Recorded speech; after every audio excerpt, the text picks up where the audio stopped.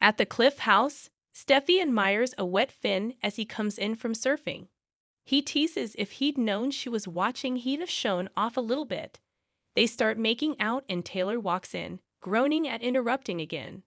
Finn goes to the bedroom and Taylor tells her daughter she loves seeing them so happy. Steffi assures her mom it will happen for her too. She pleads with her not to give up on her future with Ridge. At Forrester Creations, Zen shows his gown design to Ridge and Thomas and explains that Paris is filling in for the fit model since he thought Ridge wasn't going to have time this morning. Ridge asks about the alterations to the neckline and Zen assures he did them as he suggested. Thomas asks if his dad is all right. He seems distracted. What's going on? Or can I guess? He knows Brooke doesn't like the idea of Douglas being over at Eric's with him. Ridge doesn't really care if she likes it or not and thanks Zen and Paris, who file out. Thomas tells his father that he should come back over to Eric's house and stay for a little while. Ridge thinks the idea of waking up in the same house with Douglas to eat cereal and watch cartoons sounds great. He'll come on weekends and holidays, but he's married to Brooke and should live with his wife. Thomas reminds him he lived there before Brooke broke her ankle, and he could come back again. He wants his dad to be part of the memories they're making. Ridge argues it's not practical. Thomas says lots of things aren't practical, like playing with paint in Eric's living room. But 4 generations of Forrester men in the same household is a once-in-a-lifetime opportunity. At Brooke's place, she complains to Hope about Douglas not coming home yet. Hope thinks it's good for the boy to spend time with Thomas. Brooke wonders if she's trying to avoid a confrontation. Hope doesn't want a custody battle, which wouldn't be good for anyone. Brooke realizes she may be concerned about it affecting her and Ridge and tells her that she shouldn't worry how this will impact her marriage. Hope reiterates the situation could cause a lot of conflict, and she doesn't want that. There's enough tension as it is, and she doesn't want to make it worse. Especially knowing how Taylor feels about Ridge. Brooke concedes she has to be on guard. And so does Hope. Taylor has an agenda. She goes over why she's not upset about the kiss in Monaco, before musing that Taylor will take advantage of every opportunity with Ridge. Taylor is still very much in love with my husband.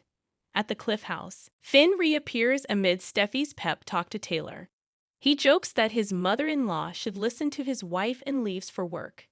Taylor and Steffi go over the reason for the kiss in Monaco. Steffi feels it was more than a moment. Taylor concedes it hit different. It was like the old connection came back. Steffi reiterates that she and Ridge love each other and nothing's going to change that, not even Brooke. Taylor confirms she loves him and he loves her, but having a relationship is a completely different thing.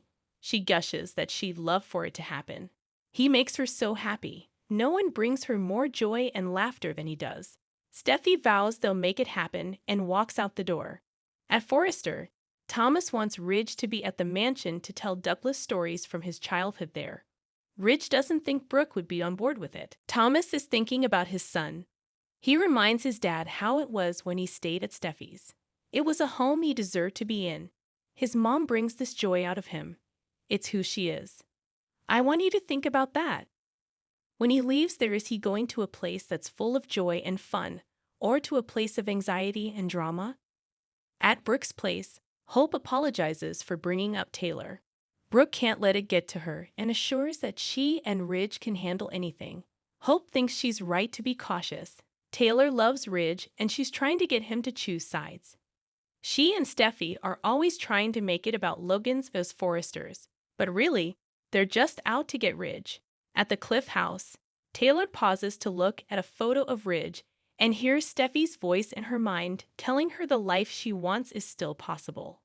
She flashes to kissing Ridge in Monte Carlo and sighs deeply.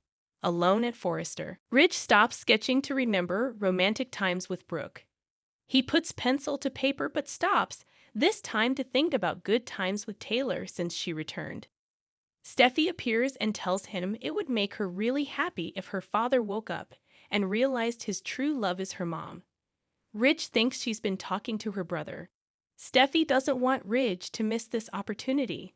Their family is coming together and Brooke is standing in the way. Ridge retorts, "Brooke is my wife." Steffi goes over how she's let him down and is careless with his heart. Ridge asks her not to go after the woman she loves. He doesn't like hearing it. Steffi says fine, but points out he loves her mom and she loves him. He lost her once, just like she thought she lost Finn. Brooke moved in when he was vulnerable. Steffi now knows that life is short and so precious. Really, the only thing that matters is love. She wants her father to grab it and be with someone who loves him with integrity and unconditionally.